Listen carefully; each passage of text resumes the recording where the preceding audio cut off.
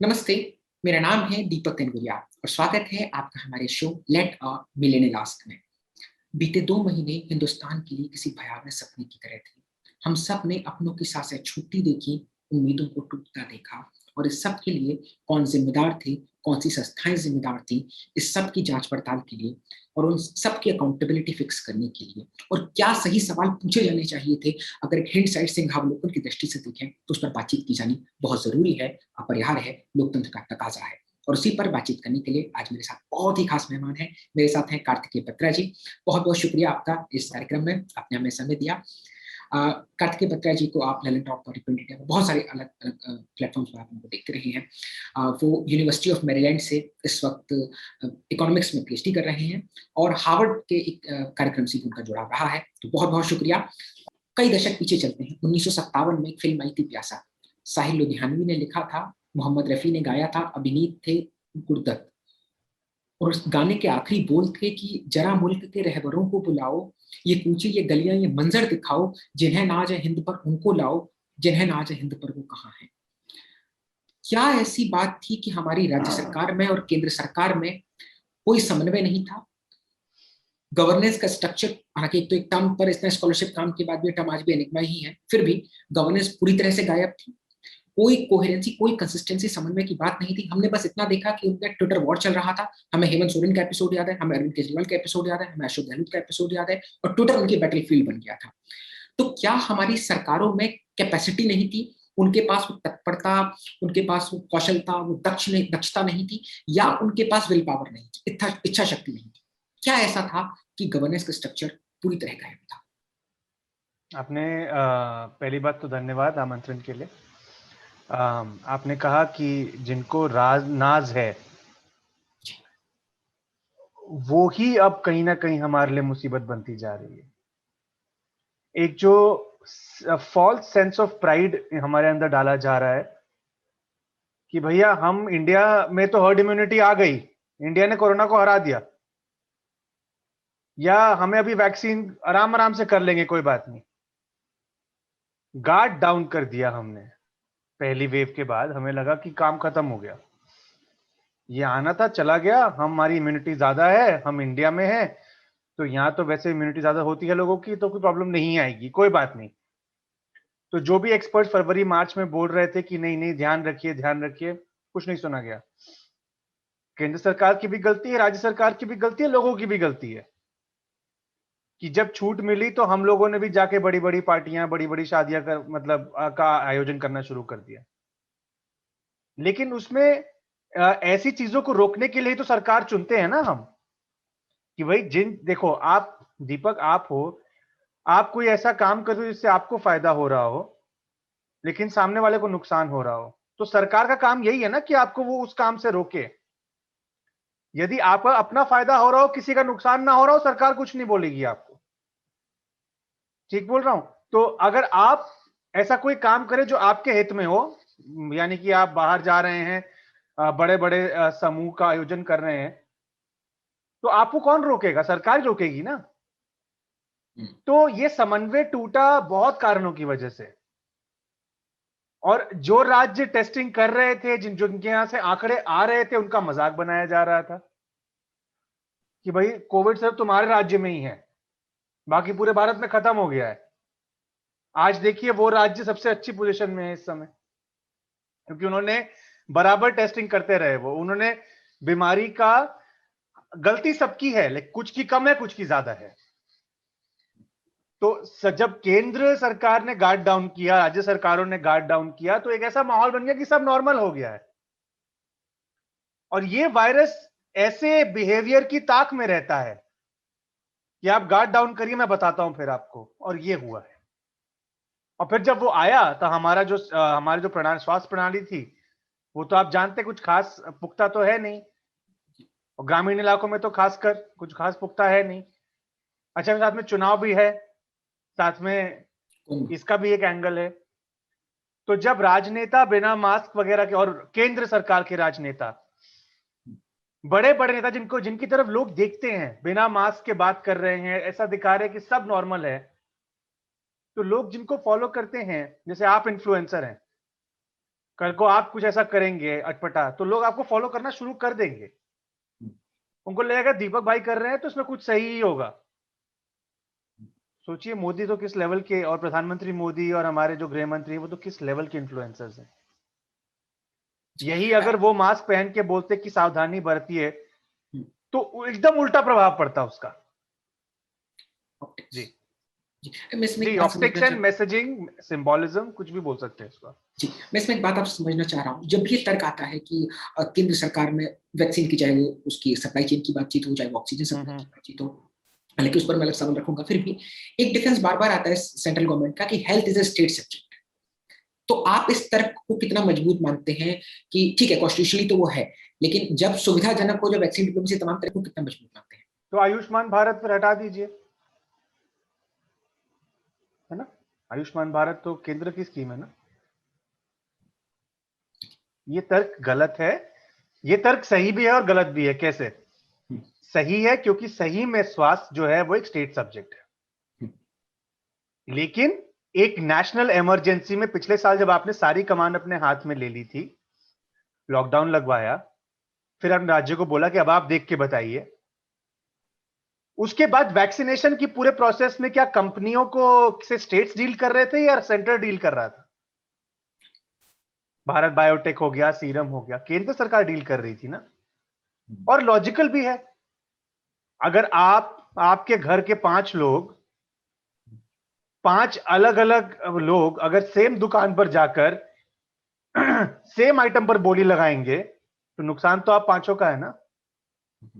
और यही एक अगर आपके घर का मुखिया जाकर बोले कि हमें 5 लोगों का सामान चाहिए, आप हमें इस दाम पे दो, हम आपस में कैसे बांटेंगे ये हम पर है, तो वो दाम बेटर नहीं होगा। राजस्थान अगर पंजाब से या हरियाणा उत्तर प्रदेश से कंपीट करे दामों में वैक्सीन के, तो उनको तो ज्यादा दाम मिलेगा। और यही केंद्र सरकार अगर एक बड़ा सा पूल खरीद ले वैक्सीन का तो उसका दाम कम हो जाता है। ये तो बेसिक इकोनॉमिक्स है। एनी विच वे जो भी कंपनियां थी वो स्टेट गवर्नमेंट से तो डील कर ही नहीं रही थी, उन्होंने कहा था हम सिर्फ केंद्र सरकार से डील करेंगे। तो देखिए एक राष्ट्र आपदा में तो राष्ट्र सरकार काम आएगी ना, ठीक है ना। तो केंद्र सरकार जो मतलब एक जो यूनिफाइड गवर्नमेंट है, ये फिर वही बात है कि देखिए आप ऐसा कोई काम ना करे जो बाजू वाले के इंटरेस्ट के अगेंस्ट हो, हरियाणा कोई ऐसा काम ना करे जो पंजाब के इंटरेस्ट के अगेंस्ट हो, और उत्तराखंड ऐसा कोई काम ना करे जो उत्तर प्रदेश के अगेंस्ट हो। ये कौन सुनिश्चित करेगा? केंद्र सरकार करेगी। इसका एक उदाहरण और देता हूं अगर आपके पास 1 मिनट है तो। Please please. उत्तर भारत में जो हम हर साल एयर पोल्यूशन का मुद्दा देखते हैं, पंजाब, हरियाणा, दिल्ली, उत्तर प्रदेश, राजस्थान, ये 4-5 राज्य इन सब में इन्वॉल्व है। आज तक क्यों नहीं सुलझ पाया ये? क्योंकि राज्य आपस में कभी नहीं मान पाएंगे कुछ, राज्य कंपेटिटर्स हैं आपस में। ये केंद्र सरकार की ताकत है और उसका दायित्व है सबको बिठाए और बोले देखो बॉस मेरे को पूरा देश देखना है, आप 4-5 राज्यों की वजह से बहुत बहुत किरकिरी हो रही है, सॉल्व करो इसको। तो फिर वो बोलेगा हरियाणा आप ये करो, पंजाब आप ये करो, दिल्ली आप ये करो, उत्तर प्रदेश आप ये करो। तो एक कुछ ऐसे मुद्दे होते हैं जो कंपटीशन में जो लोग होते हैं उनको अफेक्ट करते हैं, तो वो आपस में लड़ते लड़ते उसको और खराब कर देते हैं। ऐसे में एक हायर पावर की जरूरत होती है, और वो इस केस में केंद्र सरकार था। मैं ये भी मानता हूं कि राज्य सरकारों ने भी बहुत ज्यादा इनएफिशिएंसी दिखाई। क्यों तैयारी दिल्ली की नहीं थी? क्यों तैयारी नहीं थी बाकी राज्यों की? उत्तर प्रदेश की तैयारी क्यों नहीं थी? बिहार की तैयारी क्यों नहीं थी?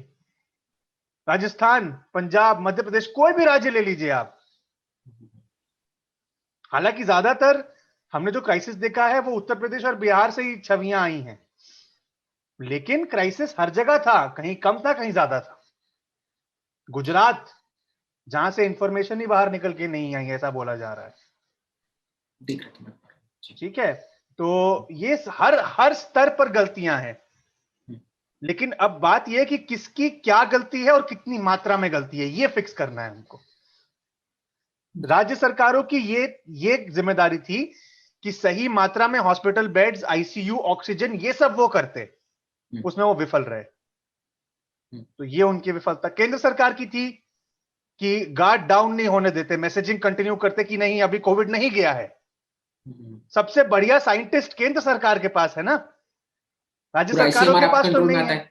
हाँ, और दूसरी बात, वैक्सीनेशन का पूरा प्रोग्राम आपके हाथ में है।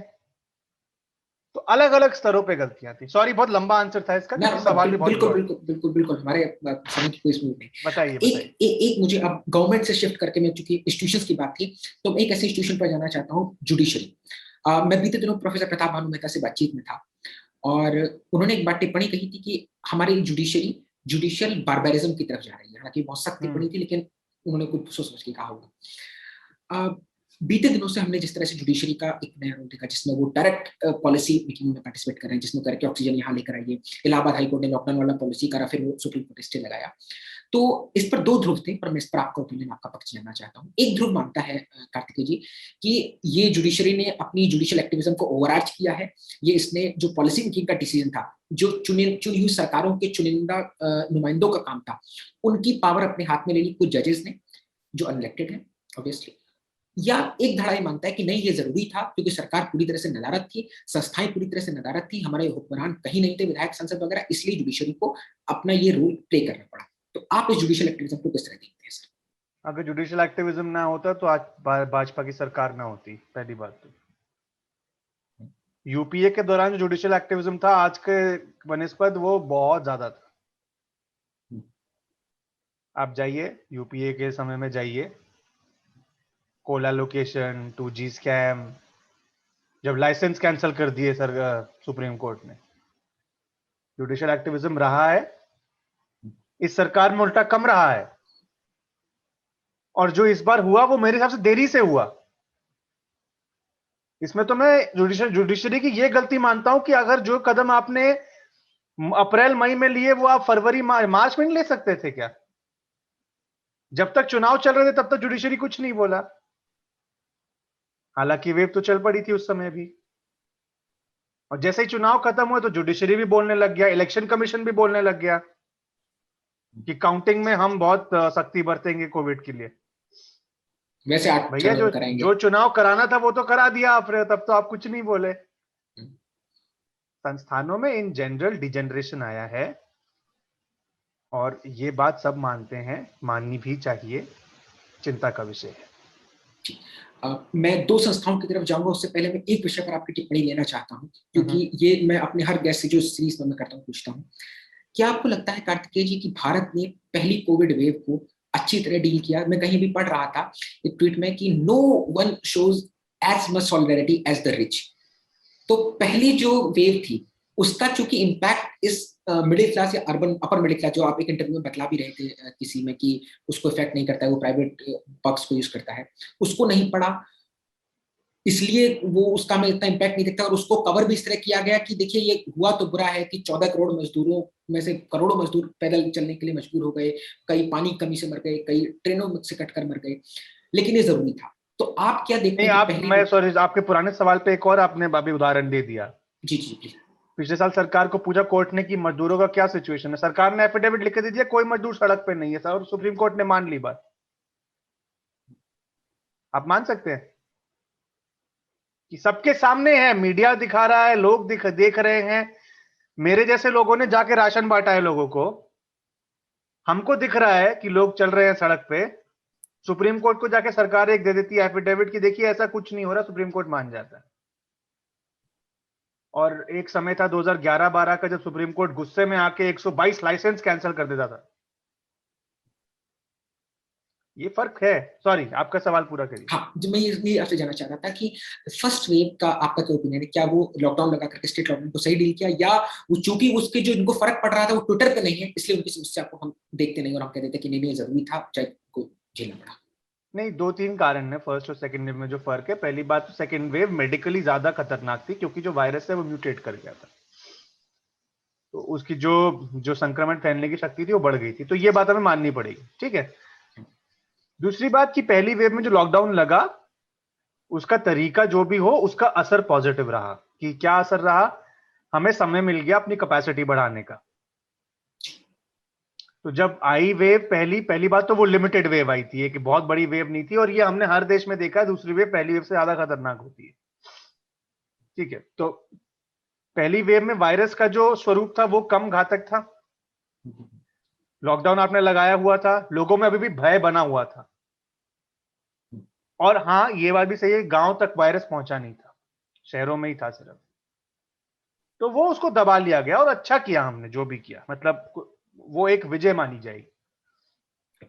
और फिर वही वो जो क्रिकेट मैच में होता है हमारे साथ, 40 ओवर में हमने 200 रन बना दिए, आखिरी 200 में 50 रन चाहिए, तो चलो ठीक है अभी हो जाएगा, और काम खराब हो गया। लेकिन इस लॉकडाउन की वजह से जिन मजदूरों को जान गंवानी हाँ पड़ी, वो एक अलग बात है, वो बिल्कुल एक वो कोविड वेव से जुड़ा हुई बात नहीं है, वो एक अलग बात है। उसमें मैं वही कह रहा हूं कि लॉकडाउन लगाने की जो योजना थी, जिस तरीके से किया गया, वो मेरे हिसाब से सही नहीं था। समय नहीं दिया लोगों को जाने का, और एक ब्लैंकेट लॉकडाउन लगा देना हर जगह, क्या ये बेहतर होता अगर हम ऐसा लॉकडाउन लगाते जहां पर हम पहले केवल उन 100 जिलों में लॉकडाउन लगाते सबसे ज्यादा जहां से केस आ रहे हैं, फिर अगर जैसे जैसे बढ़ते घटते तो आप उस कैटेगरी को बढ़ाते जाइए, तो ये सवाल अलग है। लेकिन मैं बस एक कोविड के टेक्निकल संदर्भ में कि हमने कोविड को कितना हराया पहले और दूसरे में, उसके हिसाब से बोल रहा हूं। जो एक मजदूरों का पूरा एक क्राइसिस हुआ, जो आपदा आई, वो तो एक अलग ही मुद्दा है, उसमें काफी मिसमैनेजमेंट थी, बिल्कुल सही बात है जी। मेरे पास अब 2 इंस्टीट्यूशंस और बचे हैं। मैं पहले सिविल सोसाइटी की तरफ जाना चाहता हूँ, क्योंकि हमने गवर्नमेंट पर बात करी, हमने जुडिशल पर बात करी। क्या कार्तिकेय जी, आप एक प्रोबेबिलिटी देख रहे हैं कि अब जो मेडिकलाइजेशन पॉलिटिक्स है, जो पॉलिटिक्स ऑफ मेडिकोज है, उसकी प्रोमिनेंस ज्यादा बढ़ेगी क्या? जी, क्या आप ये देख रहे हैं कि सिविल सोसाइटी जिस तरह से शील्ड बनकर आया, जो असॉल्ट कोरोना वायरस का था, हॉस्पिटल बेड्स के लिए, रेमडेसिविर के लिए, हम सब ने ट्वीट किए, हम सब ने वो आहटें, वो चीखकार सुनी है, तो क्या अब आपको लगता है कि जो मुद्दे जिनको जरूरी रखना चाहिए था लेकिन जो नहीं रखी गई, उसकी वापस प्रोमिनेंस बढ़ेगी सिविल सोसाइटी में, जो एलीट तबका है उसकी बातचीत ज्यादा करेगा? देखिए, मैं उम्मीद कर सकता हूं, लेकिन चांसेस मुझे ज्यादा नहीं लगते हैं अनफॉर्चुनेटली। उसका मैंने पिछले साल एक ऑपेड लिखा था, कोविड जब शुरू हुआ था, कि पूरे देश, पूरी दुनिया में जहां जहां पर तो सरकारों, एक रूल ऑफ लॉ है, इंस्टीट्यूशन स्ट्रांग है, वहां पे कोविड के बाद हेल्थ केयर की डिमांड बढ़ेगी सरकार से, और जहां पर थोड़े कमजोर है वहां पर ये जो बड़े बड़े नेता हैं, वो अपनी एक मस्कुलर ताकत दिखा के बोलेंगे हमने कोविड को हरा दिया। बोल्सोनारो, ट्रंप, या यहाँ मोदी जी भी कर सकते हैं, मतलब वो एर्दोआन है, वो दुआतरे है, वो ठीक है, सबकी अपनी पॉलिटिक्स है, पॉलिटिक्स से कोई परहेज नहीं है मेरे को, जब तक वो लोगों के इंटरेस्ट के खिलाफ नहीं जाती। हाँ, तो अब देखिए क्या होता है कि आप बोल रहे हैं कि क्या सिविल सोसाइटी हेल्थ केयर को उठाएगी। सिविल सोसाइटी है क्या? अभी तक तो केवल अर्बन एरियाज में ही है, और अर्बन एरियाज में जो हेल्थ केयर डिमांड आप स्टेट गवर्नमेंट से करेंगे। बात वहीं आ जाती है कि मोस्टली सब प्राइवेट केयर में ही जाते हैं, तो कौन उठाएगा ये मुद्दा कि हमें सरकारी हेल्थ केयर बेहतर चाहिए? ये तो उन्हें उठाना चाहिए, या ये उनका मुद्दा है जो सबसे निचले स्तर पे हैं, पीएचसी जो पीड़ित होते हैं, पीएचसी वगैरह, पीएचसी पे जाते हैं, या लोअर मिडिल क्लास जो होते हैं शहरों में, या लोअर मिडिल क्लास गांव में, ठीक है। पर क्या वो उनका ये मुद्दा बन पाएगा? आपको ये समझना होगा कि भारत में वोटर्स की एक्सपेक्टेशन अलग है, उनके स्तर के हिसाब से, उनके सामाजिक और उनके आर्थिक स्तर के हिसाब से ना, लोगों की एक्सपेक्टेशंस अलग हैं। कोई लोग कहते हैं भैया हमें सिर्फ खाना मिल जाए बहुत है, कोई लोग कहते हैं हमें फ्री वाईफाई भी चाहिए। ये डिपेंड करता है। तो ज्यादातर जो तबका है ना वो ऐसा है, और ओवर टाइम इसमें बढ़ोतरी हुई है कि जैसे अब टॉयलेट बन गया, अब घर भी बन गया, अब अगला क्या, हेल्थ केयर का नंबर थोड़ा देरी से आएगा मेरे हिसाब से। स्पेशली जो पीछे राज्य चल रहे हैं आर्थिक प्रोग्रेस में, वहां पर ये मुद्दा बाद में ही आएगा। पहले तो बेसिक्स अभी भी सॉर्ट आउट हो रहे हैं वहां पे। जी। मैं आखिरी सवाल जाने से पहले, मुझे अमर्त्य सेन की एक टिप्पणी याद आई कि 1991 में जब हमने इकोनॉमी को खोला, तो हम कैलिफोर्निया और अफ्रीका के सब सहारा देशों का एक जीवन एक साथ जीने लगे। और वो अब हमारे सामने उसके एक विभत्स चेहरा नजर आया। बहरहाल एक आखिरी सवाल ये है आपसे कि मैं अपनी कम्युनिटी उसमें अपनी एक जी 91 के स्टेप्स में कुछ गलत नहीं है, बशर्ते कि आप जो फॉलो अप करें हाँ वो सही हो। नहीं वो मैं सहमत हूँ कि आपने सबका ध्यान रखना होगा। जी जी, बहरहाल क्योंकि मार्केट जब खुलती है ना तो इनइक्वालिटी प्रमोट करती है वो शुरू में, लेकिन सरकार का ये काम होता है कि उस इनइक्वालिटी को वो एटलीस्ट अमीर बेसिक से मिनिमम लेके नीड तो पूरी करे। रीडिस्ट्रीब्यूशन करके ना उसको इक्वालिटी को थोड़ा सा ले आए, वो सरकार का काम होता है। जी और वो किया एक भी है सरकारों ने, सक्सेसिव सरकारों ने किया भी है, ऐसी बात नहीं है। बोलिए। हाँ एक आखिरी सवाल सर ये था, और ये सवाल मैं इस दोनाली को अपनी कम्युनिटी की तरफ मोड़ना चाहता हूँ। मीडिया पर 2020 में कम्युनल होने का आरोप लगा, क्योंकि अपनी तबलीगी जमात को लेकर के, जिसे बाद में कहा गया कि स्कोप बोर्ड बनाए गए। बहुत मतलब अगर आपको किसी कमी भी दिखनी तो बहुत विभत्स तरीके से उसकी पेंटिंग, उसकी पिक्चरिंग की गई।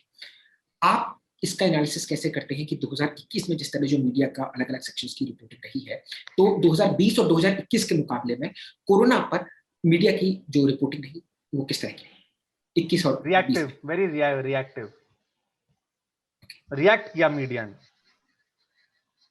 मीडिया ने मतलब कुछ खास साइंटिफिक रिपोर्टिंग या कुछ खास पेचीदा रिपोर्टिंग जब तक मुसीबत सर पे नहीं आ गई तब तक नहीं करी। हालांकि अब मैं देख रहा हूं कि आपके राजस्थान में कुछ ऐसे न्यूज आ रही है, गुजरात से, कुछ राज्यों से, कि जो अखबार पहले लिखते नहीं थे सरकार के खिलाफ, अब वो लिख रहे हैं कि देखिए प्रॉब्लम है। हम इसी में खुश हो रहे हैं, ये हमारा स्तर गिर गया है बार कि इतना नीचे कर अखबार, दिया गया है, हाँ, कि अखबार अगर सही रिपोर्ट कर रहे हैं तो वो भी खबर है अब। जबकि उनका काम था, जिम्मेदारी थी वो। और हाँ, और रिपोर्ट भी क्या कर रहे हैं कि लाशों के अंबार लगे हुए हैं। अरे ये तो बेसिक इंसानियत है जनाब, ये तो आपको वैसे भी करना चाहिए था। तो बार तो जर्नलिज्म का वैसे ही गिर गया है। मैं सॉरी, माफी चाहता हूं, आप स्टूडेंट है जर्नलिज्म के, मैं भी थोड़ा बहुत इस फील्ड में आता जाता रहता हूं। जो स्तर मैं देख के बड़ा हुआ था, वो अगर मैं उससे तुलना करूं तो आज का स्तर बहुत नीचे चला गया है। सबको, सारे एंकर्स को हीरो बनना है अपने अपनी लीग में। सारे एंकर्स को किसी न किसी को इंप्रेस करना है। कोई राइट है, कोई लेफ्ट है, कोई सच के साथ कम ही लोग चल रहे हैं, और जो सच के साथ होते हैं वो कहते तुम तो बोरिंग हो। और जो चिल्ला चिल्ला के वो मुद्दे उठाते हैं जिनका कुछ खास रेलेवेंस नहीं है, वो शेर माना जाता है। एक तो ये शेर समझ नहीं आता, शेर का मतलब क्या होता है? फला फला व्यक्ति शेर है, तो शेर मतलब जो शोर मचाए वो शेर होता है। शेर कितना दहाड़ता है जंगल में मेरे को नहीं पता, पर मेरे अनुसार ऐसा नहीं है कि हर रात को 9 बजे आके दहाड़ता होगा। 9 से 10 दहाड़ूंगा, बाकी दिन चुप रहूंगा बाकी समय। जी तो मीडिया का स्तर गिर गया है, इस बात में कोई दो राय नहीं है। इसीलिए आप जैसे लोग और यूट्यूब पे जो चैनल आए हैं अब वो ज्यादा ट्रैक्शन पा रहे हैं, क्योंकि ओवर टाइम जो व्यूअर्स हैं वो भी परेशान हो गए हैं कि सेम चीज बार बार बार बार बार बार। कुछ असल मुद्दा क्या है ये तो बताइए। एक आखिरी सवाल, और वो इसलिए सबसे ज्यादा वो आपको आपका मुझे लगता है फेवरेट होगा क्योंकि आपकी फील्ड का ही है। इकोनॉमिक्स में डाटा सब मतलब हर फील्ड में ही होता है, लेकिन इकोनॉमिक्स में डाटा सबसे सेट टू सेट चीज है, क्योंकि आप उसी के आधार पर योजनाएं बनाते हैं, सारी प्रक्रिया जी होती है। मैं बीते दिनों प्रोफेसर भरमान मुखर्जी के साथ बातचीत में था, उन्होंने भी कहा कि डाटा इंफ्रास्ट्रक्चर पूरी तरह से कोलैप्स्ड है हमारा, और मतलब कुछ हद तक, बहुत ज्यादा हद तक। आप क्या देखते हैं कि अगर मैं आपसे कुछ प्रिस्क्रिप्शन दूं कि इंडिया को अपना डाटा इंफ्रास्ट्रक्चर ठीक करने के लिए क्या अपनाने चाहिए, और डाटा इंफ्रास्ट्रक्चर की जरूरत क्या? कई लोग जो कहते हैं कि अब जो मर गए उनकी क्यों गिनती करें, मतलब इस तरह के वाहियात तर्क भी आते हैं। मतलब मैं तो जर्नलिस्ट तो रख रहा हूँ आपके सामने चीजें। तो डाटा इंफ्रास्ट्रक्चर को कैसे मजबूत किया जाए, कैसे तो जो रोबस्ट किया आपसे जाए? ये कहते हैं उनको ये पहले तो बोलिएगा भगवान का शुक्र है कि आप ठीक हैं, पहली बात तो। दूसरी बात ये बोलिएगा, फर्ज करिए कि किसी घर में एक माँ, एक बाप और 2 छोटे बच्चे थे, और दोनों माँ बाप गुजर गए कोविड की वजह से, और अब केवल वो 2 बच्चे रह गए। और सरकार की योजना है कि कोविड से जो लोग मरे हैं उनके बच्चों का सरकार ख्याल रखेगी। तो जब तक आप उनको कोविड डेथ में काउंट नहीं करेंगे, आप बच्चों का ख्याल किस हिसाब से रख पाएंगे? और फिर उन्हें याद दिलाइए कि भगवान का शुक्र है कि आप ठीक है और आपके परिजन ठीक है। और मेरे अनुसार आगे से उनसे कोई ऐसी बात, ऐसी संवेदनशील बात उनसे ना ही करें तो बेहतर। ये उस तबके के लिए है जो आपको ये तर्क देते हैं कि जो चला गया वो चला गया। ठीक है, डाटा को फिक्स करने के लिए पहली बात तो हमें ये जो राष्ट्रवाद के नाम पर एक जो झूठा एक स्वाभिमान बेचा जा रहा है वो बंद करना होगा। Sense of pride, self false sense of pride. राष्ट्रवाद क्या है? राष्ट्रवाद ये है कि भैया अपनी गलती से सीखकर अपने देश के निर्माण में वो सारे लेसन्स का उपयोग करें जो आपने सीखे हैं अपनी गलतियों से, और एकदम तेजी से आगे बढ़े। यहां आप क्या कर रहे हैं? आप तो पीछे देख देख के बस अपना छुपा रहे हैं कि भैया नहीं, मेरे से गलती नहीं हुई। हम जब स्कूल में एग्जाम लिख के आते हैं और आके पेपर चेक होता है, मम्मी डांटती है, क्या बोलते हैं, अरे मम्मी टीचर ने गलत मार्क्स दिए, मैंने सही आंसर लिखा था। इससे बेहतर ये नहीं होगा कि हाँ मेरी गलती है, मैं अगली बार अच्छा करूंगा। पहली बात तो क्योंकि डाटा जो है ना वो आपकी सच्चाई खोल देता है, तो उसको बाहर लाने में डर रहता ही है। तो ये तो नियत की बात हो गई। अब उसका इंफ्रास्ट्रक्चर नियत से ही जुड़ा है, लेकिन वो एक अलग मुद्दा है। बहुत सारे गैप्स हैं, जैसे कि अब इकोनॉमी पे अगर हम देख लें, हमारे पास कोई भी ईयरली एम्प्लॉयमेंट डेटा का सेट नहीं है। हमको 4-5 साल पुराने डेटा सेट पर रिलाई करना होता है कि भारत में कितनी अनएम्प्लॉयमेंट है, एम्प्लॉयमेंट है। और प्राइवेट सेक्टर की फर्म्स हमें बताती हैं हर महीने की कितनी एम्प्लॉयमेंट है, कितनी अनएम्प्लॉयमेंट है। अगर प्राइवेट सेक्टर की फर्म कर सकती है, सरकार क्यों नहीं कर सकती? सर्वे ही करना है, हर महीने जाके हर लोगों से बात नहीं करनी है। एक सर्वे ही होता है, पूरी दुनिया में ऐसा ही होता है। जब आपको हाई फ्रीक्वेंसी इंडिकेटर चाहिए होते हैं हर महीने, हर हफ्ते, तो आप एक सर्वे करते हैं जाके। तो ये अगर प्राइवेट सेक्टर कर सकता है, हम क्यों नहीं कर सकते? ये तो इकोनॉमिक रिपोर्टिंग की बात में बहुत से ऐसे बिंदु की कवरेज पर्याप्त नहीं है, और अब तो उनकी क्वालिटी पर भी संदेह हो रहा है। वो बात नियत से जुड़ जाती है। ठीक है, अब जहां तक बात है कोविड से संबंधित आंकड़ों की, देखिए हमारी स्वास्थ्य प्रणाली वैसे ही कमजोर है, रिकॉर्ड कीपिंग वैसे ही कमजोर है, और बहुत फर्क है राज्यों में। दक्षिण के राज्य बेहतर है उत्तर के राज्यों से, उदाहरण के तौर पे। उसमें भी दक्षिण में भी आपस में ऊपर नीचे है। उत्तर में भी कुछ राज्य हैं जहां पे अच्छा है, लेकिन ज्यादातर राज्यों में सिस्टम जो है वो इतने अच्छे नहीं है। तो ये एक जनरल प्रॉब्लम है जो अब कोविड ने एक्सपोज कर दी है। तो आंकड़ों के संदर्भ में मेरा कहना है नियत, और उससे जुड़ी जो एक समझ आएगी कि देखिए अगर हम आंकड़ों से ड्राइव होकर पॉलिसी बनाएंगे तो वो ज्यादा कारगर साबित होगी। ये मेरा जवाब है। वो रियल तरीके से होगी, और जितना हम वो मतलब हंच पे नहीं होगी केवल कि मेरे को सपना आया कल कि भैया मेरे को ये पॉलिसी करनी, नहीं। हमारे पास जो संसाधन है वो तो लिमिटेड ही है ना, सीमित है। हमें उनका सबसे अच्छा उपयोग करना है। आपके घर में 2 बच्चे हैं, ठीक है, और एक बच्चे की जो जरूरत है वो दूसरे से कम है, तो ज्यादा खर्चा आप किस पर, दोनों पे सेम खर्चा तो नहीं करना होगा ना। जो जिसको जितना चाहिए उतना आपको देना होगा। तो ये डेटा कहां से आएगा? ये डाटा तो चाहिए ना आपको इन पॉलिसीज को बनाने के लिए।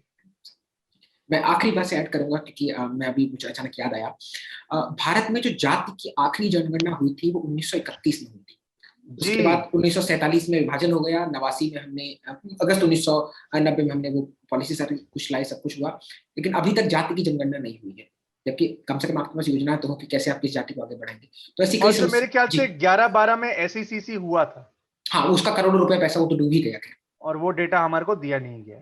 हाँ, वो उसका। और मजाक की बात यह है दीपक कि ऐसा नहीं है कि उसके बाद कोई भी सर्वे नहीं आया जिसने ये नहीं बताया कि किस राज्य में कितने SC ST हैं, कितने फॉरवर्ड कास्ट हैं। पूरा हर वोटिंग पैटर्न जगह आपको उसी पे चलता है। हाँ, वो डेटा अवेलेबल हर जगह है। जैसा डॉक्यूमेंटेशन नहीं है सरकारी। हाँ है, वो सब है। ठीक है, वो अलग डेटा सेट में लोग रैंडम सैंपलिंग करके जो बता देते हैं वो आप सरकार नहीं बताना चाहती हमको, कोई बात नहीं, कोई बात नहीं, वो उनके अपने कारण है। लेकिन वही बात है कि जब तक खुले तरीके से आप डेटा को एक्नॉलेज नहीं करेंगे, आप प्रॉब्लम सॉल्व कैसे कर पाएंगे? एग्जैक्टली। बहुत बहुत शुक्रिया कार्तिकेय जी, और मुझे सच में धन्यवाद। काफी चीजें मुझे जानने को मिली। बहुत बहुत आभार आपका इस कार्यक्रम के लिए समय धन्यवाद दिया। Deepak. Thank you so much. Thank you.